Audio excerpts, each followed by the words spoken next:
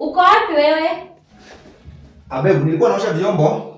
Sasa leo nasikia kula chapo. Shika hizi pesa, utanunua ndengu, makaa na kitu yenye haiko.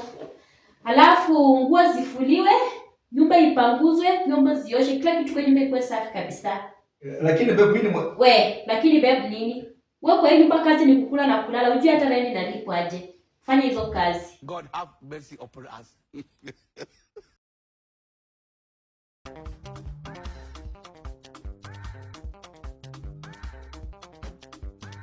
Oh babe, leo umefika mapema. Na nilikwambia upige chakula umepiga? Nilipika kitambo, iko ready. Sawa, sasa viatu zangu sika hapa nje ziko na vumbi sana. Unipanguzie vizuri kesho naenda nazo kazi. Alafu niletee chakula niko bedroom. Sawa.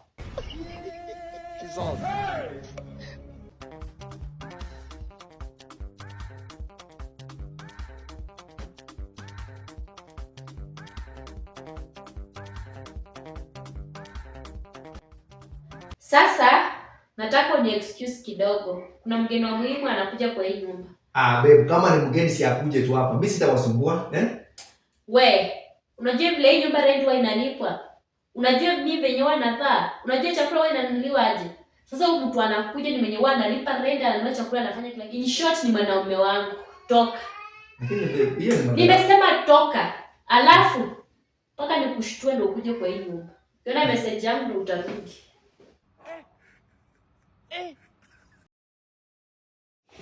Nisikize basi, sasa hii unaenda wapi? Wacha tu mimi niende, niangeke kama mwana mwingine nitafute maisha. Sitaki kulelewa mimi. Mama yangu. Game over. Kwenda kulazimisha enda.